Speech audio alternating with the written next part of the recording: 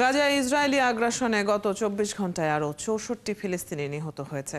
এদিকে অবরুদ্ধ এই উপত্যকার মানবেতর পরিস্থিতির জন্য ইসরায়েলের তীব্র নিন্দা জানিয়েছে জাতিসংঘের নিরাপত্তা পরিষদ।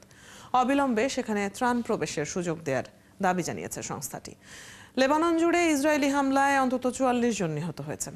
সৃষ্টি ঘটকের প্রতিবেদন। ইসরায়েলি বাহিনীর অব্যাহত হামলায় প্রতিনিয়তই অবনতি হচ্ছে গাজা পরিস্থিতির। মঙ্গলবারও ফিলিস্তিনের অবরুদ্ধ এই ভূখণ্ডের গাজা সিটি, জাবালিয়া শরণার্থী শিবির, খান ইউনিস ও পশ্চিম দের আল বালাহের আল নূর মসজিদের কাছে জনাকীর্ণ এলাকায় ইসরায়েলি বিমান হামলায় বহু মানুষ হতাহত হন।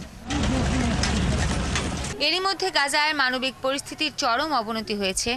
ইসরায়েলি বাহিনী সেখানে ত্রাণ প্রবেশ বন্ধ রাখায় ক্ষুধায় তৃষ্ণায় তীব্র মানবেতর অবস্থায় থাকছেন সেখানকার ফিলিস্তিনিরা। বিশেষ করে উত্তর গাজার নারী, শিশু, পুরুষ সবাই চরম ক্ষুধার্ত।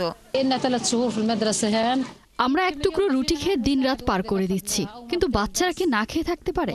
আমরা যে আশ্রয় শিবিরে থাকছি, এখানে দীর্ঘদিন ধরে কোনো ধরনের খাবার বা ত্রাণ প্রবেশ করছে না। আমরা যে কিভাবে বেঁচে আছি আল্লাহই জানেন। গাজায় ত্রাণ প্রবেশ করতে না দেওয়ায় মঙ্গলবার ইসরায়েলের প্রতি নিন্দা জানিয়েছে জাতিসংঘের নিরাপত্তা পরিষদ। একই সঙ্গে অবিলম্বে অবরোধ তুলে নিয়ে সেখানে মানবিক সহায়তা পাঠানোর পথ খুলে দেওয়ার আহ্বান জানিয়েছে সংস্থাটি। ইসরায়েলি বাহিনীর একের পর এক ড্রোন হামলায় এখন বিপর্যস্ত দশা লেবাননেও।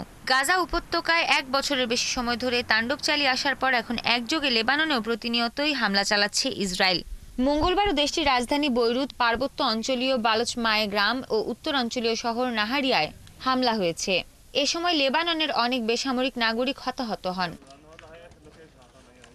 পরে নাহারিয়া গ্রাম থেকে ইসরায়েলি বাহিনীকে লক্ষ্য করে হামলা চালায় হিজবুল্লাহ। এ সময় নাবাতিয়েহ এলাকায় লেবাননের আকাশ প্রতিরক্ষা ইউনিট থেকে ইসরায়েলের একটি ড্রোন প্রতিহত করে হিজবুল্লাহ। ইসরায়েলের উত্তরাঞ্চলীয় আপার গ্যালিলি অঞ্চলেও রকেট হামলা চালায় সশস্ত্র গোষ্ঠীটি।